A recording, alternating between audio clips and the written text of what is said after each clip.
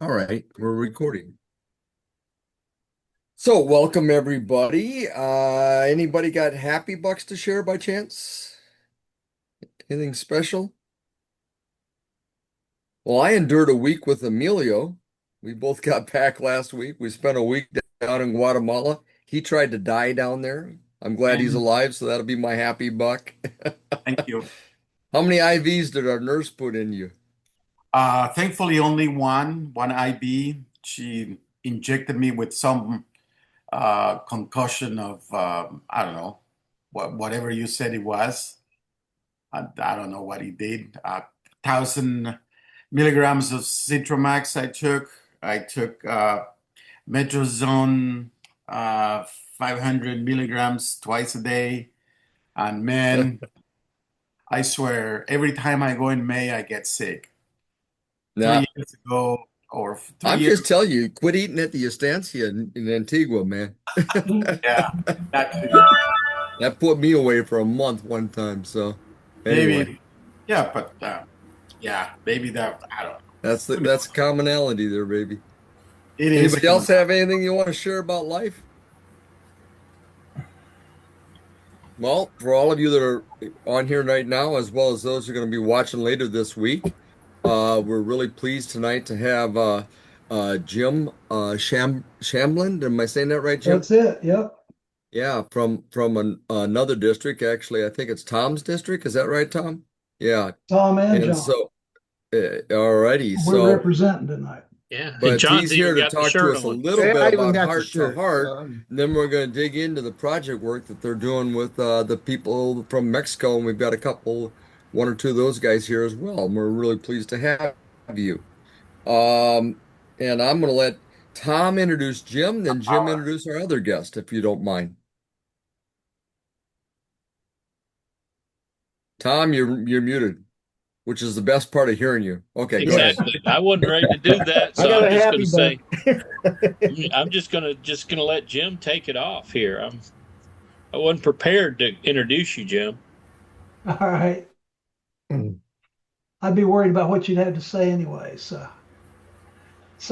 guys, I'm Jim Shamlin. I'm from the Rotary Club of Maryville, Tennessee, um, in District 6780. Are you guys seeing my screen all right? We are. I did want to share with you just a brief moment about what Heart to Heart is and kind of why we're involved down in Mexico. This was a program that actually got its start about 20 years ago, which was way before my time. But you can see our logo here on the screen and on John's shirt as well. So the reason Heart to Heart got its name is zones 30 and 31 here in the States are referred to as the heart of America. That's kind of how they refer to themselves internally. And we have involvement pretty much across both zones as well as basically throughout the world. We've got a lot of involvement with clubs here in the States that are not in our two zones, but this is kind of where we got our start. And then that's put together, and I apologize profusely for the colors on this slide, but this was the best one I could find. So the three districts that are circled there in gray, 4110, 4140, and 4170 in Mexico, which pretty much covers the equivalent heart of Mexico, are the ones that are involved in Heart to Heart. We have a pilgrimage down to Mexico once per year. We were in the Guadalajara area last year. We will be in Mexico City during 2026. But that visit serves a couple purposes. One is to check up on previous global grants and see how they're doing, how they're performing. Are there issues that need to get addressed? And then we're also evaluating projects for the coming year. Um, then that goes through a series of what we call project fairs around the first of the year, where we select the projects that we're going to sponsor and prioritize those. And then everybody involved just kind of rolls up their sleeves and figures out how to pull the money together. We've always said, don't let the money be what stops you from doing a project. Go do your project. We'll figure out how to make the money happen.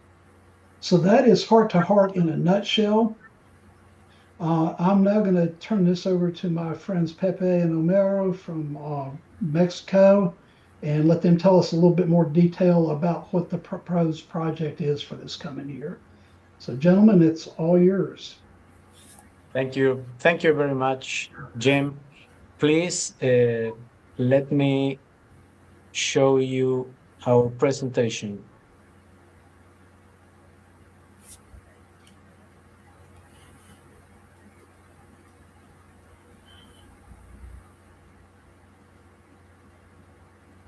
While you're popping that up, I just want to say that my wife goes down into your area about once or twice a year. She's very much big into the monarch butterfly, and that's that winters in right in the middle of your district areas. It's a beautiful time to go there. Last year, they actually, during the pilgrimage, they moved the pilgrimage back a couple of months so that they could go and participate in that. Yeah, Yeah, I've been that down was there twice. It's spectacular. awesome. Okay. Can you see this? Yes. Yes, Yes. thank you. Okay. Thank you. Well, I'm Jose Antonio Gonzalez. I'm a District Rotary Foundation Chair in the District 4140 and member of Rotary Club Morelia Internacional. And I want to introduce you Homero Alarcón. Homero. Hi, everybody. How are you? It's a pleasure to be here with all you. And well, let's start talking about this project. In this case, there's a big problem with Morelia. It's a colonial city and just had its 540th birthday. And there's a problem with this city. It's we have a very really dense population nucleus, around 8,000 residents, and it's expanding rapidly, but not the emergency services. Um, Morelia's streets are very narrow, so a normal ambulance it's very difficult to move. There are plenty of problems such as narrow streets, and as you well know, well, we don't have to hide it here. With all the problems, political problems in Mexico, a lot of street blockage are done due to protests, public protests, and therefore moving an ambulance from one side to the other it's very very difficult. And as you well know, Mexico has one of the highest levels in cardiac arrest and also diseases that lead to the cardiac arrest, such as diabetes 1 and 2. So many times we don't have the time to arrive uh, like opportunistically, and therefore as well as there's another problem. The OMS of the UN suggests that there should be a basic ambulance for every 25,000 people. We only have 4. With the Red Cross, or the Red Cross daily, they sometimes take out 2 ambulances for emergency services to all the city. And in Rescate, the other public ambulance corporation that I am honored to be a commander in, has only 2 or 3 ambulances. To be on the OMS organization suggestion, we should have 60 ambulances daily to cover all the emergencies of the city. We only can gather 5 between the Red Cross and Rescate. But ambulances are very expensive. They consume a lot of fuel, and therefore we figured out that due to the geography of Morelia, and there are also the geography is very very challenging, because there are parts of the city that are very steep and others that don't have streets. So an ambulance has a lot of difficulties to go into the place that the emergency or patients are needed to go for. At least for evaluation, for primary evaluation. Therefore, a double purpose motorcycle, fully equipped with AED and also medical equipment, oxygen supply, and drugs as well, is really needed to increase by a great number of opportunity the first contact emergency help that patients need, especially in stroke, brain stroke, and cardiac arrest. We have we have proven times, we have checked times with the deployment of a motorcycle versus an ambulance, and what it takes a normal ambulance like 30 minutes to go from one side to the other to the city. For a motorcycle, it's 15 minutes. Therefore, that is why the double purpose motorcycle, it's a great opportunity to increase efficiency and lower operational costs in our duty to help people. We do it for free as well. In Rescate, we give as well with the Red Cross. We give free aid emergency for for first response patients. That is why, for example, the last year, Rescate only in Morelia had like 7,587, around that number, emergency response calls, but many others weren't attended. Why? Because of the lack of transportation and equipment, emergency equipment to help those people. With this project of 10 double purpose motorcycles, we would like even double the quantity of services. Why? Because the ambulances would remain like only for response for patients that would need like primary transportation to any hospital, instead of taking ambulances to only like a checkup of the emergency, and in those moments another emergency would come out. So if the motorcycles start moving to be the first response assessors to evaluate if transportation for the patient is needed, our operational costs would lower down and we would be more efficient to help more people with trying to fight against this lack of ambulances that we have had in Morelia historically. It's not something that just has been happening for the last maybe 5 years. No, it's not. It's something that has always been happening. So if you will know, for example, the in case of a brain stroke, according to the AHA, the American Heart Association, we only have 3 hours to apply a drug that dilutes the clot that obstructs the blood to flow to the brain. With a normal ambulance, this times that the American Heart Association suggests cannot be achieved with something like these 10 motorcycles. We would immediately respond, evaluate, take the patient immediately to the hospital, and obviously the outcomes would be better in this case. I don't know if, for example, this would be like the justifying of the project. The motorcycles would be like operated by Rescate Michoacán. That it's a corporation that was founded in 1977, and in Morelia, currently the Morelia's delegation is currently run by one of the founders' daughter, Dr. Lucero Garcia Leon, who reactivated Morelia's delegation in 2023.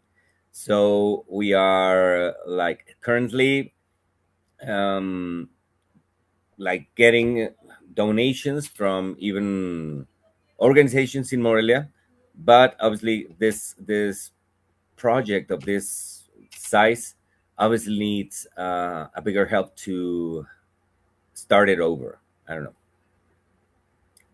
So like I don't know. This I would say that this is like the project in a nutshell. I could speak like for a longer time, but I think that it's quite summarizes everything that it's the most important thing to for you to know.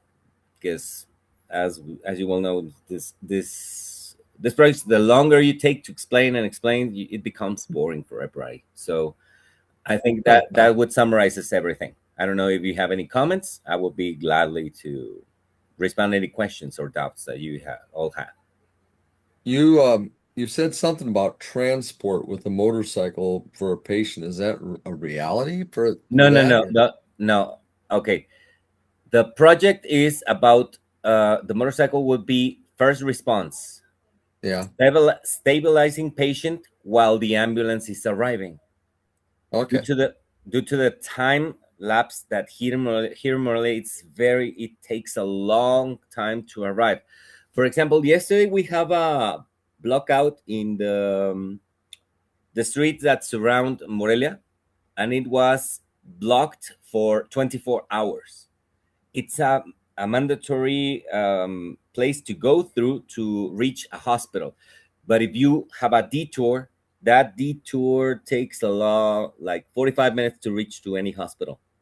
So a motorcycle can go through even those blockages faster, while the ambulance takes another way. So the first paramedic with all the equipment in the motorcycle would be able to stabilize the patient while the ambulance goes through. And obviously, if that is not a real complete emergency that can be taken care of with one element, one paramedic with all the equipment that the motorcycle would have, that would save a lot of operational costs due to the fact that the paramedic is fully enabled to attend that emergency, and therefore no patient transportation would be needed.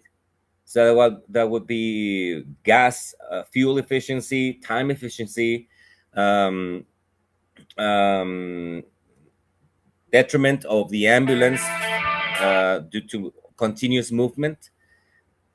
So the operational cost would lower down, and that would enable us in a short future to buy maybe another ambulance with those savings. How So many how you say there's 10 motorcycles in this? What kind of motorcycles are they?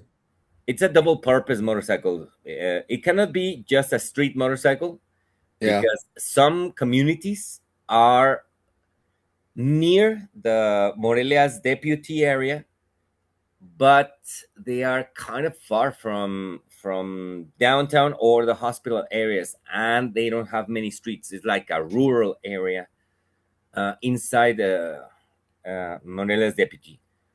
That is why if you take, for example, a PTMs. street Okay. motorcycle into a mud road, you would destroy that motorcycle. That is why we need a double purpose motorcycle to help those communities as well.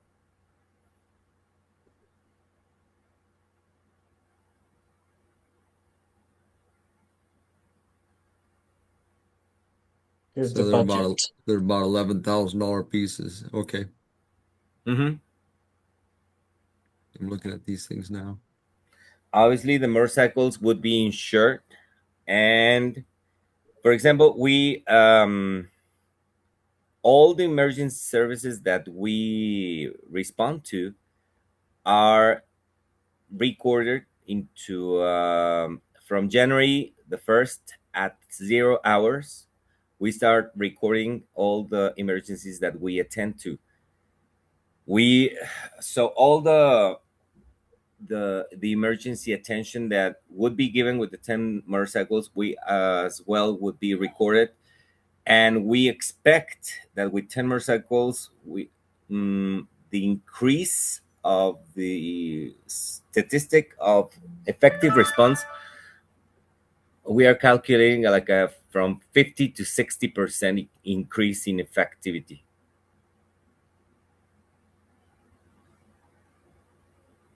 So that's a great number. You can back up a page here? Sorry? Go back one page where you had your insurance up there. Yeah, there you go. Yeah, I thought I saw insurance. Yeah, there's the motorcycle KTM. Yeah, KTM 390s. Okay. Is there any specific reason why was picked a KTM 390? Yes, because it's a robust motorcycle. For example, I can tell you that there is one project um, that was created in Mexico, like 1 or 2 years ago in Guadalajara. But there's a problem with that one. That they're using the Italian brand. What is this motorcycle brand? Ducatis? Ducati. Ducati motorcycle, they are like really nice, but I don't know if you have They're been to really expensive. Guadalajara.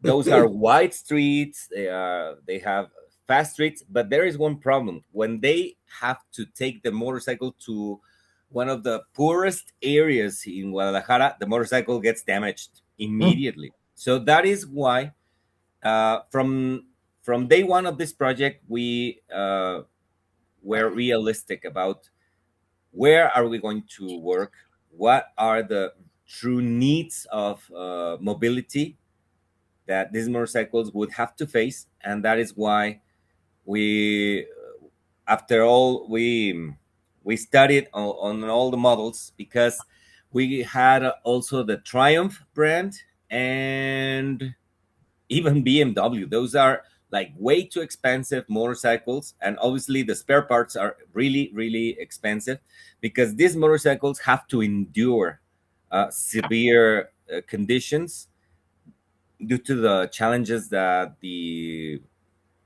terrain in Morelia Deputy have. Yeah, it looks like this is actually, I think this is an improvement on the original proposal from back in December that showed you. I think we're getting three Royal Enfields and three OJ Yeah, those Quantums those were and the then brands. three of these. But these were the least expensive of those three bikes. Plus now you have all the same bike, you have all the same mechanics, all the same hardware. Yeah. You don't run into that problem of having to understand how to fix three different motorcycles. Exactly. And KTM also in Morelia, we have a distributor. So therefore, service and original spare parts are guaranteed to keep the motorcycles in shape all the time. I'm curious, why is insurance so high? I mean, that's half the cost of the motorcycle for 3 years. Oh, yeah. I'm going to tell you why. Because it's not only the motorcycle, it's the conversion. And in Mexico, converted vehicles, the insurance is higher. Yeah, it's still 25% of the overall cost. Yeah. That's pretty damn high. And not all the insurance companies are willing to insure modified vehicles for emergencies. Why? Because the risk of collision or loss of the vehicle are very high. That is why the insurance cost is higher. They want to get their money straight away. Exactly. I'm an insurance agent, so I know that. Obviously, the people that would ride those motorcycles would have to be fully trained, and with we would have to. We are like thinking, and we have thought of ways how to ensure that people would that would operate these motorcycles are fully aware of the responsibility and the need of taking care of this equipment. That is not something that, "Ah, I just crashed a motorcycle, take me another one." Like, no, that's not the way it works. So we know that it's a project that has to be fully taken care of and to be really like to have a lot of supervision into. As you were developing the project, did you guys consider doing sidecar ambulances? Considering what? Sorry, it's like They the make volume a is not. they make a sidecar ambulance bed, okay? Oh And I yeah, just wonder if you guys considered that while you were doing this development. we did, but due to the narrowness of the streets, It's still too wide, huh? yeah, it's like, or for example, if sometimes you have to go on the sidewalk or to go through maybe a sidewalk, a sidecar would Too be like wide. immediately damaged. It's like lose weight for an emergency vehicle. It's like that. Interesting. It's like, for example, I don't know, you have motorcycles for the highway. Imagine a sidecar for an emergency motorcycle for the police. Like, it doesn't fit. It's like it would be like a drag for mobility and for agility of the vehicle. So are you So able to buy these one at a time as you gain money, or does it have to be all at once? It has to be all at once to achieve mostly the price that we have been offered. That is the main reason. yeah, and Jerry, that's part of the way that global grants are going to work as well. We've got to have the funding in place before the grant will be approved. Yeah. So, we intend to have all the money up front. Now the Road International money has to be matching district funds, right? Correct. Yeah. Have those all been locked in place so you know what because That's your individual donations and your club donations aren't being matched. Yeah, so that's kind of work in progress. We've already got a some donations and district match in Mexico. Our club in Maryville has committed to $10,000 toward this project, and we anticipate a 100% match from the district, but that has not been finalized at this point. And then we've still got quite a bit to raise, but that's the process. Another reason for not having a sidecar is it would unbalance the motorcycle due to the demandings of the mobility during an emergency, especially downtowns. It would be a really big challenge Well, to it's maneuver a a different motorcycle with a critter all the way sidecar. around, man. Yeah, It's a different critter to operate all the way around. It's not exactly a motorcycle. It's not exactly a car. It's a whole different ball game. I've just seen exactly. them before, and I keep track of all sorts of weird stuff that people do with motorcycles. So, and I'm just curious if you'd considered them. Yeah, we did, but also the balance of the motorcycle to help uh, to to have more mobility and agility during an emergency. If you see on the picture, it has three three cases where the EAD, oxygen, and all the emergency supplies would Hmm. be stored, and therefore the motorcycle would be balanced to high speed. High speed, it doesn't mean that there would be like riding the motorcycle at 180 or something like that. No. Why? Because in Morelia, it's not possible to drive that fast along colonial streets. It's not that difficult. That's why agility is the main target of this project. Omar, can you talk a little bit about the process for securing the motorcycles, both while they're in use and when they're in storage? I was really impressed with the thought that you put into that. Okay. No problem. We work along with counties police corps, and they are willing gladly to give us a space to store the units every day. Why? Because this project would work mainly in daylight, due to the fact that riding a motorcycle at night, it's in Morelia and in Mexico, it's very, very demanding and also very dangerous.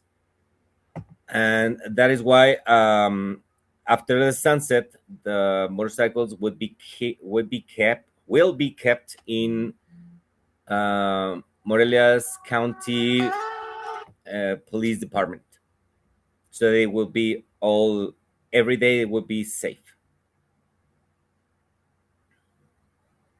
Thanks. And in the next day's morning, the paramedic would arrive, also sign again the motorcycle, and they will go out to work.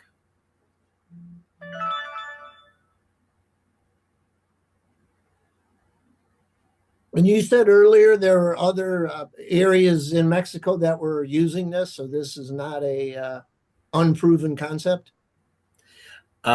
Yes. Well, this project in Guadalajara. Morelia has been going on like for 8 years, but in Guadalajara,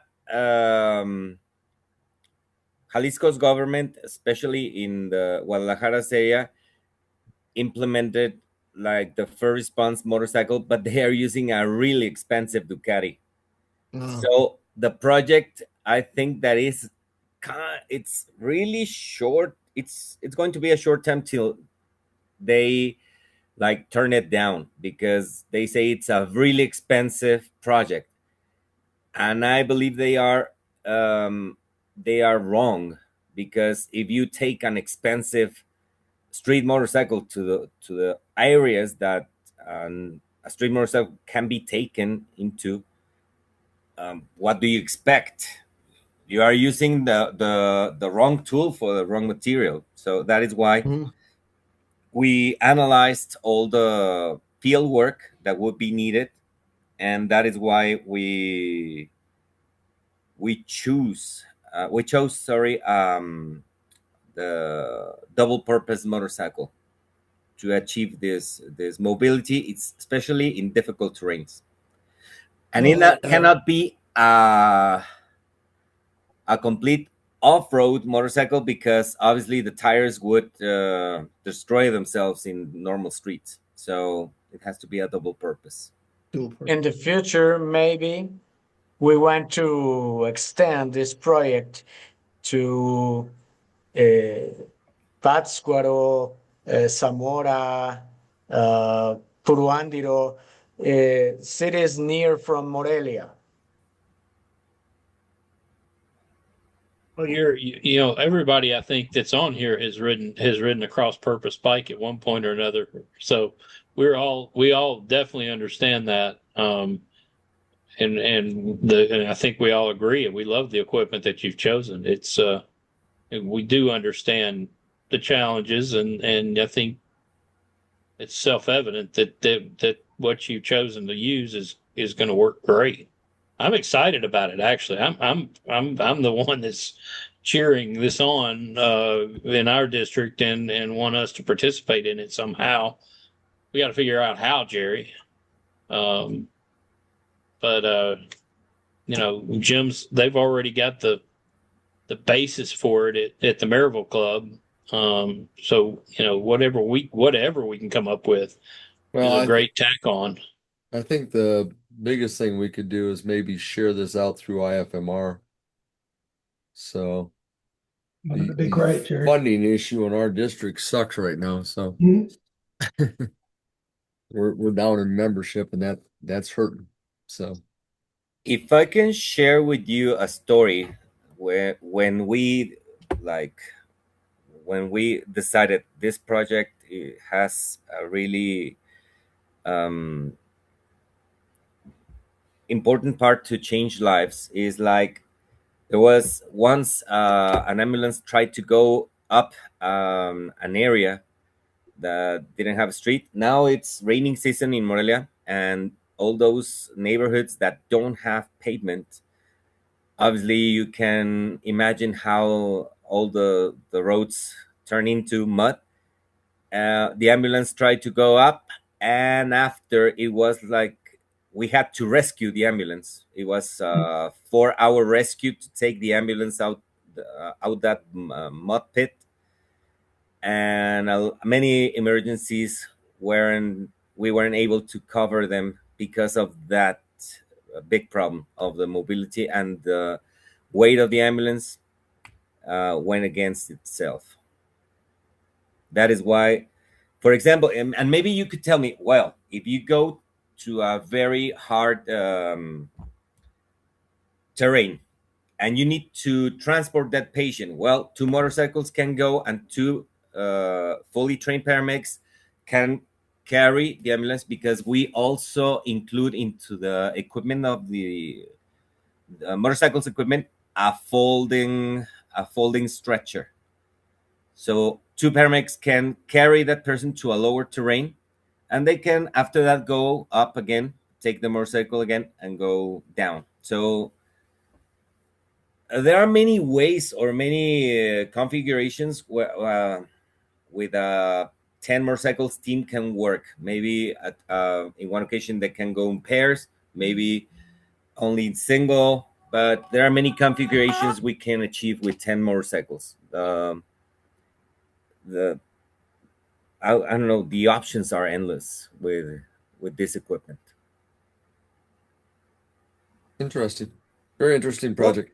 But Thank in you very much. comparison, what would be the cost to purchase and equip one conventional ambulance? It sounds to me like 10 motorcycles would probably be roughly equivalent to 1 or 2 conventional. That's a great question, and I have the full answer. For example, the ambulances that we have, they are American ambulances that we have here, and it's a V10. Only the engine, a V10. How much gas does it? Well, they don't make them anymore. V10's done, so Ford doesn't make the V10. Yeah, but But that's the equipment that's that what we you can work with. Oh. But in this case, for example, a fully equipped ambulance, Right. with defibrillator or EAD equipment, 3 years of insurance. I mean, apples to apples, right? yeah. In Mexican pesos, it's about, and it's not American ambulance, not an important ambulance from the United States. Okay. Mexican transformation that I don't like, I have to be honest, because the quality is completely different.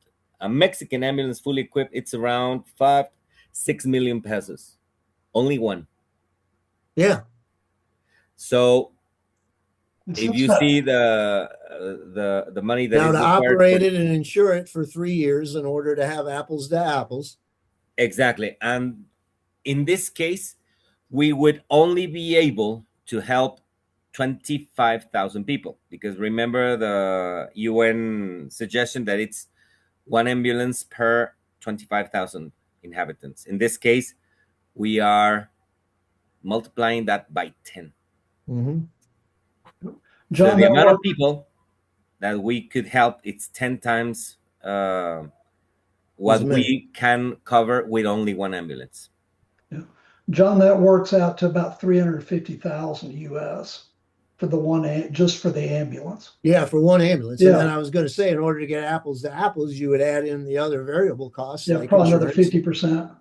Right. So I got to think that the cost of 10 motorcycles is, I don't know, but it would seem to me it's going to be roughly equivalent to 1 or 2 conventional ambulances when they've already established that they have an enormous deficit in the recommended number of ambulances. That's Jim, exactly. this less than the project's cost of one 200 and ambulance.